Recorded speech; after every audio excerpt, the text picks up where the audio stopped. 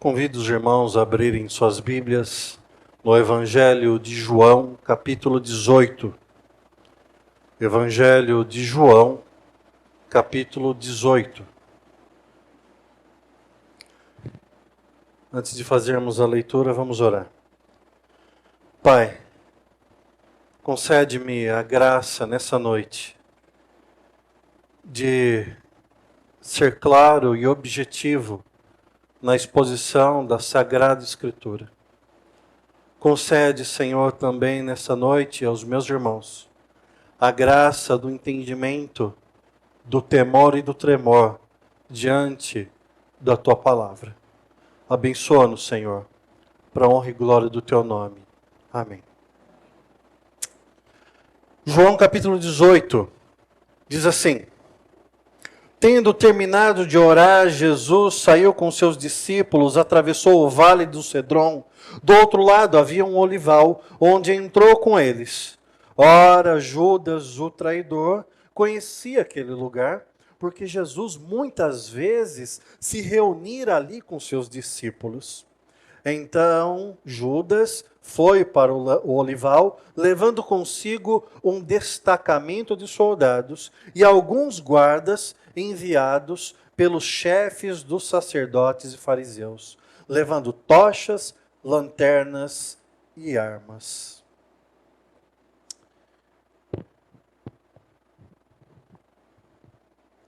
Com o passar do tempo, nós vamos adquirindo conhecimento e vamos aprendendo muitas coisas. Algumas demandam reflexões, outras nem tanto.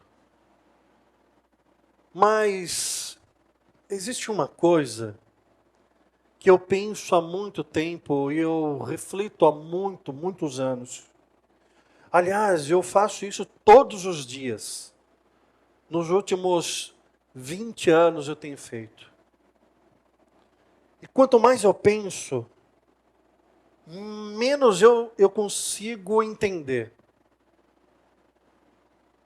o amor de Deus.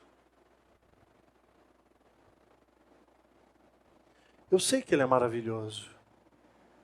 Eu sei as consequências desse amor. Eu fui alcançado por esse amor. Eu vi muitas pessoas serem alcançadas por esse amor. Esse amor traz paz, tranquilidade no presente e no porvir, com toda certeza. Mas eu, sinceramente, eu não consigo explicar por que Ele nos ama. Por quê? Sinceramente, não é por algo que nós possamos lhe oferecer. Existem pessoas hoje em dia que acreditam e pregam que Deus precisa de nós. Talvez seja uma má compreensão da palavra precisa. Porque da maneira como fala, é como se Deus necessitasse do nosso louvor, da nossa adoração, da nossa obediência, da nossa existência. Deus precisa desesperadamente que eu ou você ou outras pessoas existam para que Ele seja glorificado e louvado, como se isso não fosse de outra maneira. Obviamente que é um equívoco. Nós não somos o centro do universo, não somos pessoas especiais nesse nível, ao ponto de Deus precisar algo necessário para Ele que nós venhamos a existir. Nós precisamos de água, nós precisamos de alimento, nós precisamos de oxigênio. Se não tivermos essas coisas, durante um tempo pereceremos. Mas Deus, sem eu e você, perece? A existência do Todo-Poderoso é abalada pela ausência nossa? Não, com certeza não.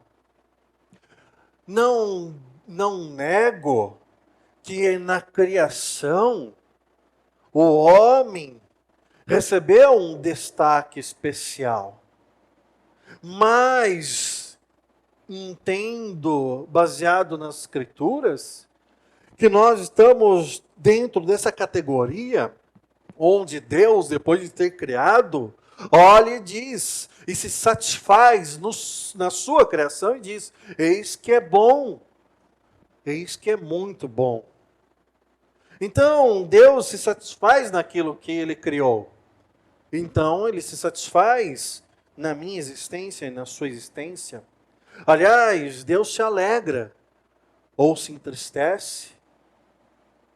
Deus é honrado e glorificado ou desobedecido.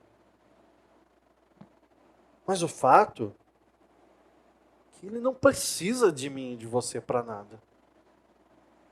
Nós não somos necessários para Deus, como muitos ensinam. E se não somos necessários, por que então Ele nos ama?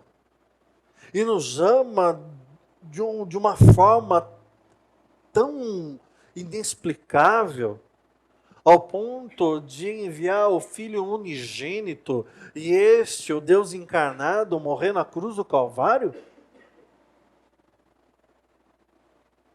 O que Ele ganha em troca? O que temos nós a oferecermos? Nada.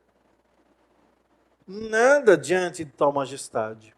E o capítulo 18, ele fecha o momento da última ceia, onde Jesus ali, nós vimos durante já vários meses, aquela última noite, aquela última ceia, naquela noite fatídica, onde ele lava os pés dos discípulos, onde ele parte o pão, onde ele aponta o traidor.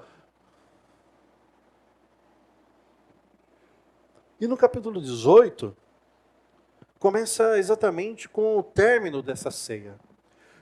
Tendo terminado de orar, Jesus saiu com seus discípulos e atravessou o vale de Cedron. Do outro lado havia um olival, onde entrou com eles. Nós o conhecemos muito bem pelo nome de Getsêmani. Jesus foi a esse local. Jesus foi a esse jardim das oliveiras. E ele foi ali para orar. Estava próximo o seu martírio. Estava próximo a sua morte. Mas o texto dessa noite diz, no versículo 2, que Judas, o traidor, conhecia aquele lugar, porque Jesus muitas vezes se reunira ali com seus discípulos. E aí nós percebemos uma coisa que é terrível. Judas, o Iscariotes, ele andou no mínimo 3 anos ininterruptos com Jesus Cristo. Ele esteve presente na multiplicação dos pães e dos peixes. Ele carregou o cesto com os pães que sobraram depois daquela multidão ter sido alimentada. Ele estava presente quando aquela legião de demônios que possuía o gadareno foi expulso e entrou na vara de porcos. Judas Iscariotes estava presente quando muitos milagres foram realizados. A filha de Jairo ressuscitada, o filho da viúva, a mulher com um fluxo de sangue, o aleijado à beira do tanque, os leprosos. Judas Iscariotes andou e viu todas essas coisas. Ele estava no mesmo barco quando a tempestade se abateu sobre os apóstolos e o mestre. E ele olhou para o fundo do barco e viu Jesus dormindo. Mas também viu Jesus levantando e dando ordem para os ventos: cessem. E dando ordem para o mar: acalma-te. Ele viu essas coisas. Ninguém contou para ele. Não foi um testemunho de terceira mão. Não foi por terceiros. Ele teve essas experiências. Quantas vezes Jesus se retirou da multidão e foi para um lugar reservado para orar? Quantas vezes ele também foi, junto com o grupo, junto com o mestre, para orar? Mas aqui no versículo 2, esse conhecimento de Judas só tem uma utilidade: trair o mestre. Ele conhecia aquele lugar, porque ele estivera muitas vezes ali e sabia que era costume de Jesus levar os discípulos para aquele local para orar. Abram a Bíblia de vocês um pouquinho para trás, em Mateus, capítulo 26.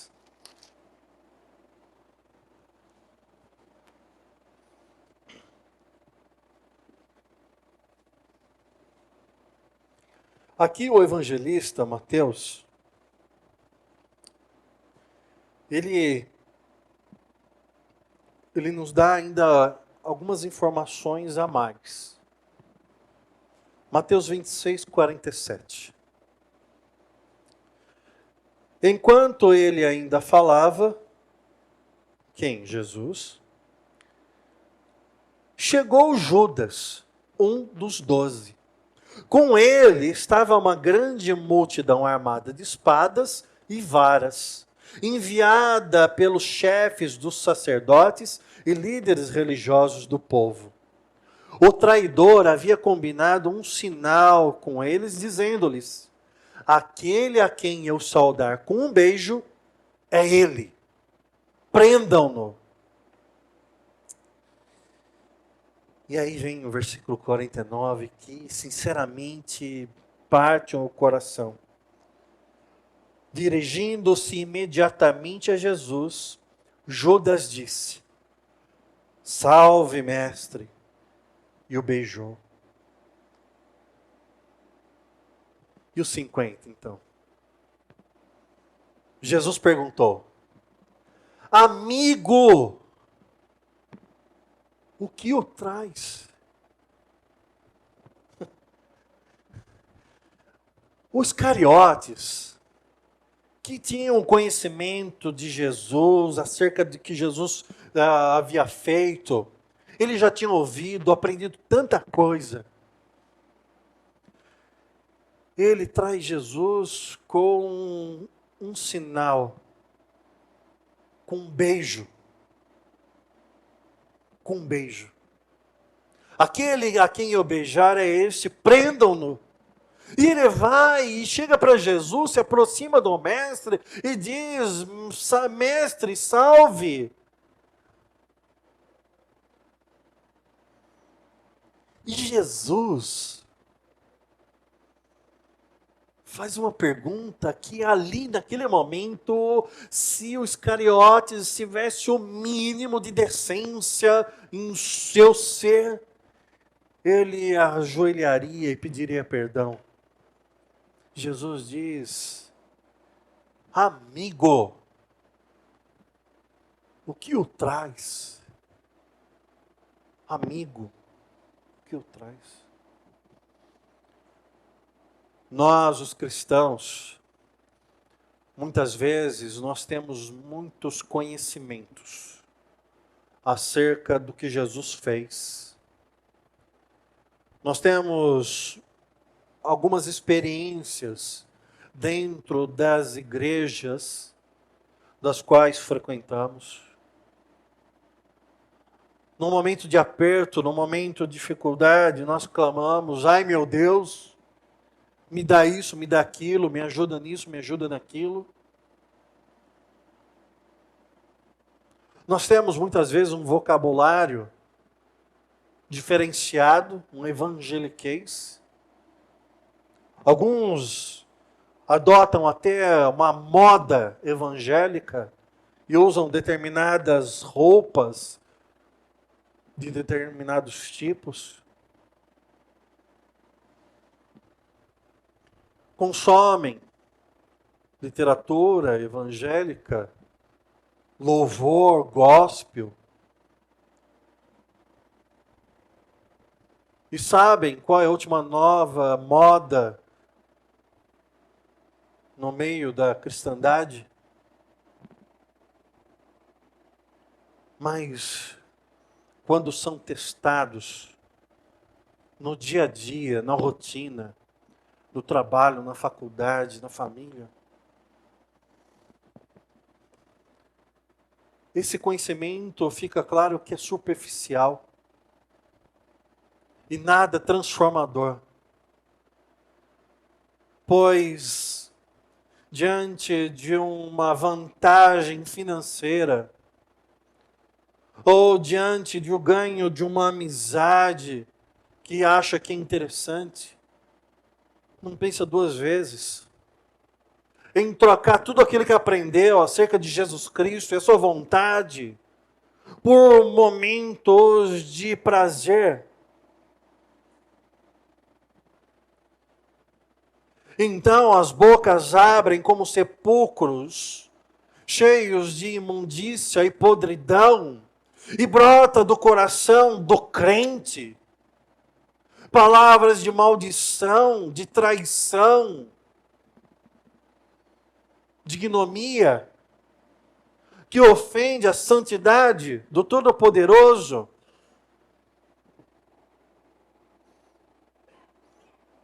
Por causa de nada. 30 moedas de prata foi o que Judas combinou com os líderes religiosos. 30 moedas de prata para trair o Salvador. Meus irmãos, nada nesse mundo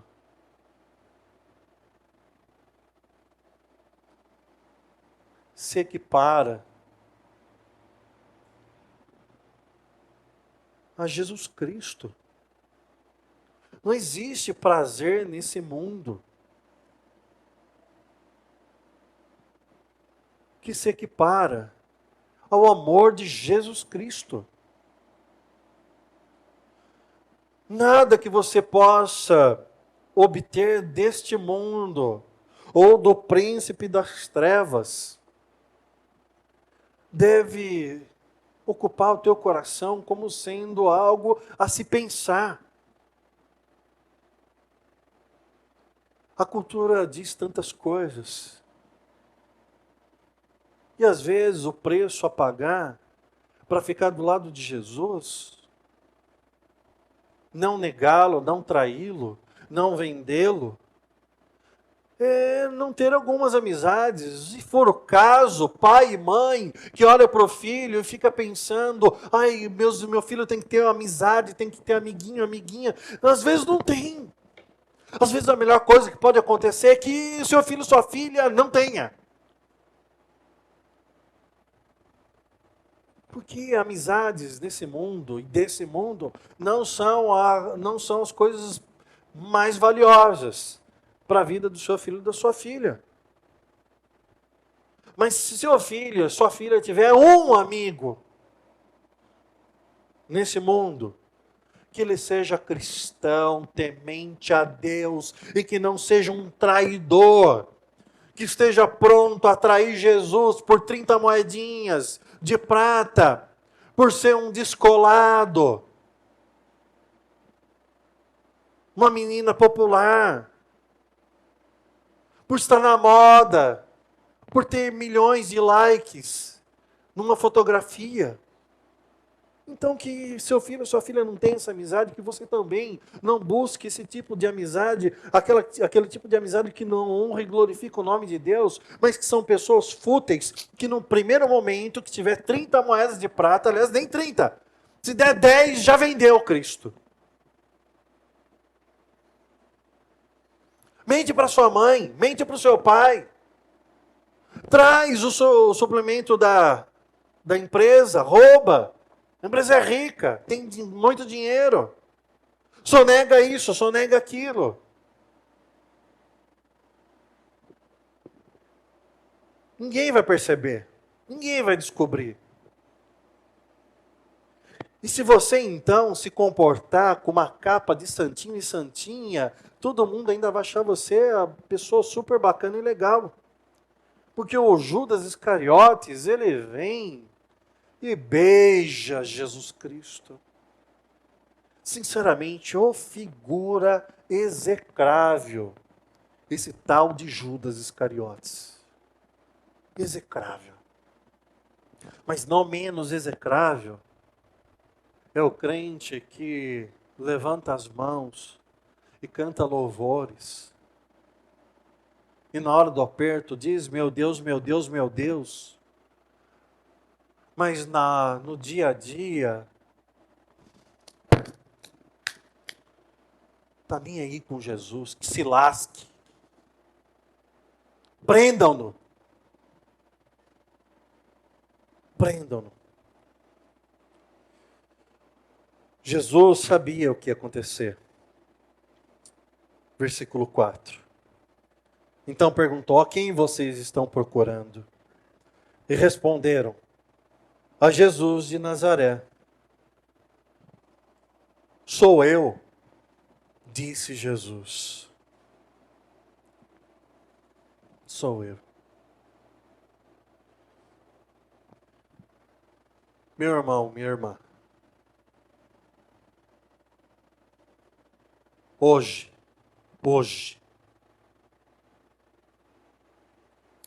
diante do Mestre, olho no olho, você o beijaria como beijou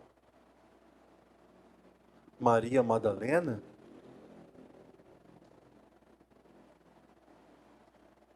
Arrependida, agradecida,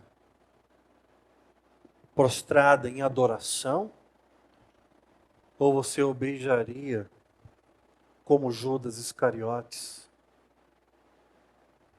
mostrando para todo mundo que você é uma pessoa que ama Jesus, mas as intenções passam longe disso? Você seria capaz de olhar no olho do Mestre e o saudar? Salve, Mestre! Louvado seja Jesus! Eu te amo, Senhor, sabendo que no dia a dia você o vende por 30 moedas de prata, pois você tem um Deus maior do que Cristo. Talvez seu trabalho, talvez sua profissão, talvez o carnê que você tem para pagar do seu carro, da dívida que você fez na loja, e você é escravo de bens de consumo. Talvez de um amigo, de uma amiga, que você não sabe falar não. Jesus foi traído. Não sejamos nós traidores do Mestre. Versículo 12. Assim o destacamento dos soldados com seu comandante e os guardas dos judeus prenderam Jesus, amarraram-no e o levaram primeiramente a Anás, que era sogro de Caifás, o sumo sacerdote naquele ano. Amarraram Jesus, prenderam Jesus e arrastaram Jesus. Dá para entender o absurdo disso daqui? No começo do Evangelho, nós começamos lendo, no início era o Verbo. E o Verbo estava com Deus, e o Verbo era Deus. Por meio dele foram feitas todas as coisas, e sem ele nada do que existe viria a existir. Eis o Verbo, eis o Cristo, eis o Deus encarnado. Vocês acham sinceramente que ele não daria ordem aos seus anjos se quisessem? Não estalaria o dedo? Assim como uma ficção da Marvel? E todos desapareceriam? Sim. Sim. Ele tem poder para isso. E poderia ter feito isso. Mas ele se deixa prender. E ele se deixa amarrar. E ele se deixa ser arrastado para cá e para lá. Ele se deixa. E nós? Quem nós somos nesse contexto? Somos nós soldados? Somos nós algozes que querem amarrar Jesus e obrigar a fazer a nossa vontade, porque nós temos nossas necessidades, porque nós temos as nossas perdas, porque nós temos as nossas dificuldades?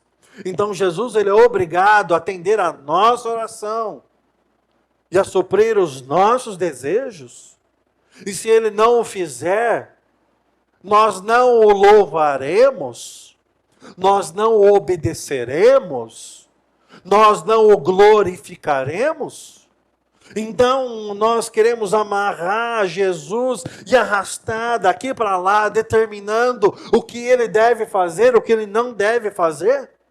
Como se ele não fosse poderoso para nos esmagar na nossa insignificância?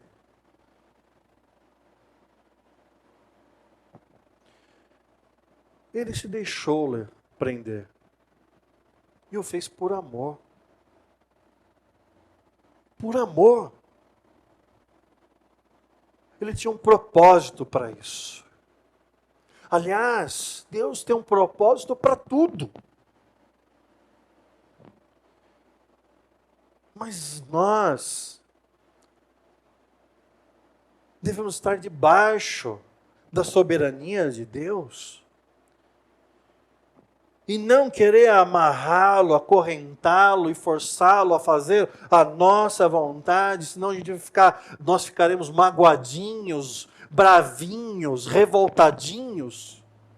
Mas nós devemos olhar para Jesus e dizer: maravilhoso é o nosso Senhor, que por amor a nós se fez escravo dessas pessoas insignificantes. E não seremos nós, seres insignificantes, que ditaremos ao nosso Deus o que Ele deve ou não fazer com nossas vidas. Versículo 15.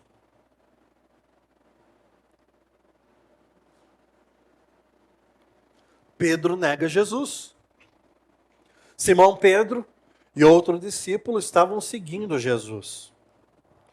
Por ser conhecido do sumo sacerdote, este discípulo entrou com Jesus no pátio da casa do sumo sacerdote. Mas Pedro teve que ficar esperando do lado de fora da porta. O outro discípulo, que era conhecido do sumo sacerdote, voltou, falou com a moça encarregada da porta e fez Pedro entrar também. Então ela perguntou a Pedro: você não é um dos discípulos deste homem? Ele respondeu: não sou. Não sou. Versículo 25. Enquanto Simão Pedro estava se aquecendo, perguntaram-lhe: você não é um discípulo dele? Ele negou, dizendo: não sou. Um dos servos do sumo sacerdote, parente do homem cuja orelha Pedro cortara, insistiu: eu não o vi com ele no olival? Mais uma vez, Pedro negou. E no mesmo instante, o galo cantou.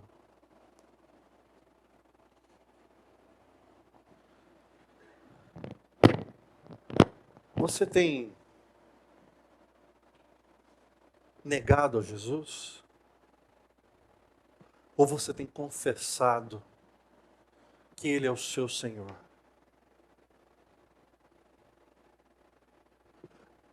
As pessoas olham para você e percebem você um discípulo? Ou é você mais um numa multidão? Você é o tipo de pessoa que chega num churrasco de gente ímpia e você é um incômodo? Ou você é mais um que alegra a impiedade e se assenta na roda dos escarnecedores e abre um sorriso desse tamanho quando ouve uma piada obscena? Você é aquela pessoa que traz bom senso no meio de um caos e diz: olha, isso não agrada ao Senhor? Ou você é aquela pessoa que, para não ser inconveniente, estragar o almoço da família, você simplesmente se camufla e ninguém nem sabe o que você pensa? Você é o covarde que, quando acuado e questionado em relação à sua fé, você tem frases politicamente corretas que satisfazem todos os ouvidos? Ou você chama pecado de pecado, mentira de mentira, safadeza de safadeza? E por isso você muitas vezes não é convidado para tantas festas de aniversário. Ou não tem tantos amigos.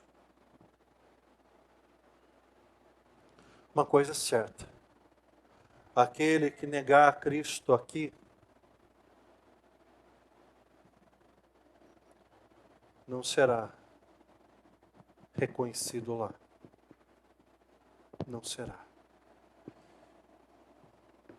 Pedro negou uma, duas, 3 vezes. Não venhamos nós a superar Pedro em nossa negação quanto à nossa fé em Cristo Jesus.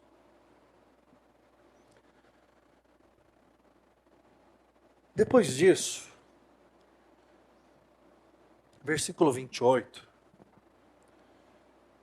Em seguida, os judeus levaram Jesus da casa de Caifás para o pretório. Já estava amanhecendo e, para evitar contaminação cerimonial, os judeus não entraram no pretório, pois queriam participar da Páscoa. Então Pilatos saiu para falar com eles e perguntou: que acusação vocês têm contra este homem? E aí o texto é bem conhecido de todos nós. Pilatos é um romano, não conhece Jesus,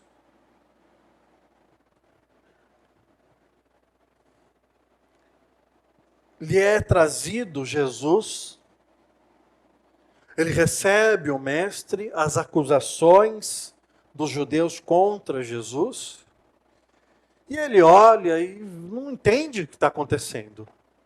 Não bate, não encaixa. As pessoas estão falando de Jesus uma coisa, mas na prática Jesus fez outras coisas. Coisas boas. Então, Pilatos manda para Herodes. Ele não quer esse problema na mão dele. Herodes queria circo, queria espetáculo. Queria que Jesus fizesse uma mágica. Jesus não atende às expectativas de Herodes. Herodes devolve para Pilatos. Pilatos oferece um meio termo. Era Páscoa. E oferece libertar Jesus. Mas eles pedem que Pilatos liberte Barrabás, um criminoso, confesso. Barrabás é solto. E Jesus? Açoitado, humilhado, machucado, banhado em seu próprio sangue, diante de Pilatos, que lava as mãos, lhe é dado um madeiro, uma cruz pesada para ser carregada ao local da execução.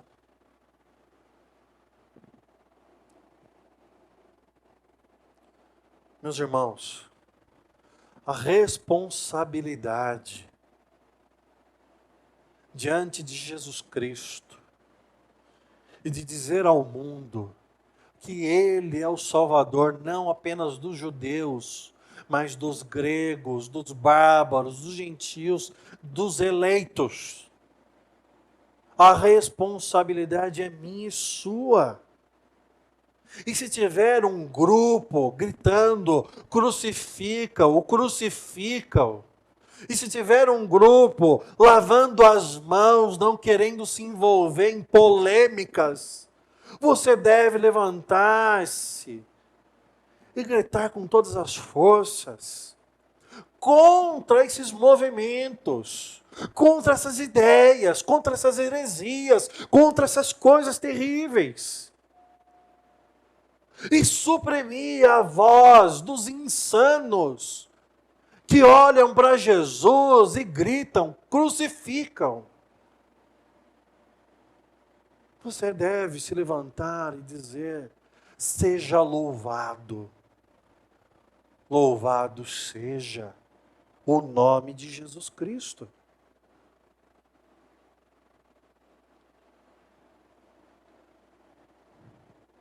Eu gosto de animais. Temos um cachorrinho que é a coisa mais linda do mundo em casa. E quando eu vejo, às vezes na internet, vídeos de gente machucando os bichinhos, eu fico chateado. E eu acredito que todos vocês também fiquem. Poxa, por que isso? Para que isso? O que se ganha com isso? Maldade, né? Pura maldade. E eu fico chateado. E se tivesse a oportunidade de falar na cara dessas pessoas, você não, também não diria, ô fulano, ô fulana, cresça, dá uma vergonha nessa cara, olha o que você está fazendo, é ridículo, é absurdo. Não faz sentido. Nós temos esse sentimento com um animalzinho. Mas quando olhamos para o Cristo machucado, crucificado, humilhado, parece que é Ele lá e nós aqui. E aqueles que até hoje, ofendem o Cristo, para nós não é tão relevante assim. Precisamos nós defender a Deus? Claro que não. No sentido de proteção a Ele? É claro que não. Mas é obrigatoriamente necessário que aqueles que amam o Senhor se sintam indignados, externem a sua indignação diante de absurdos praticados. Nos dias de hoje, inclusive. Por acaso, nós não amamos o nosso Senhor? Ou ele é apenas um objeto de interesse, de salvo-conduto por uma eternidade afastado do inferno? Ele não é um passaporte para o céu. Ele não é um voucher que concede privilégios nessa vida, seja saúde ou seja riquezas, dinheiro. Ele é o nosso Senhor, o nosso Salvador. Então, quando o seu nome é lançado à lama e quando as pessoas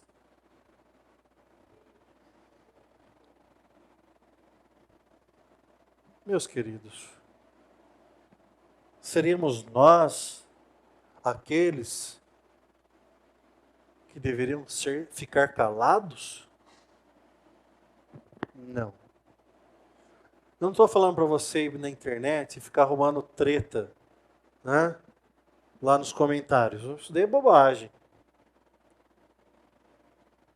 Eu estou falando no dia a dia seu. Estou falando na rotina.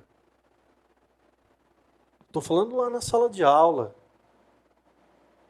Hoje mata-se e morre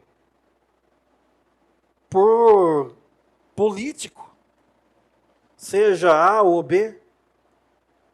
Ah, falou do fulano, misericórdia, xinga a mãe, mas não fala do meu candidato santinho.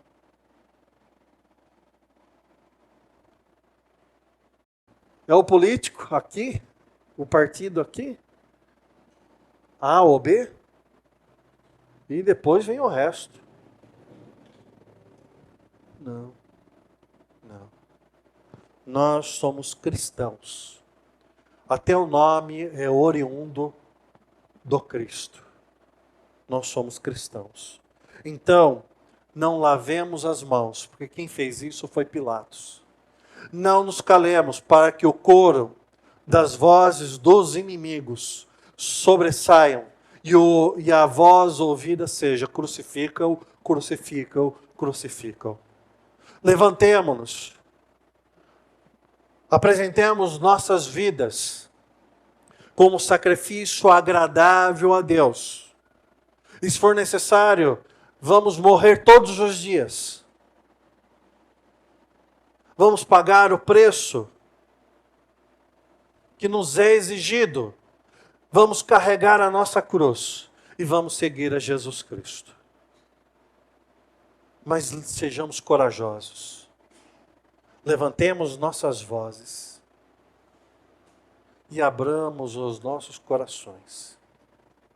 Pois não somos capazes de explicar por que Ele nos ama. Eu não sou. Mas tenho certeza absoluta que cada um de nós tem motivos de sobra para dizer o porquê nós devemos amar a Jesus.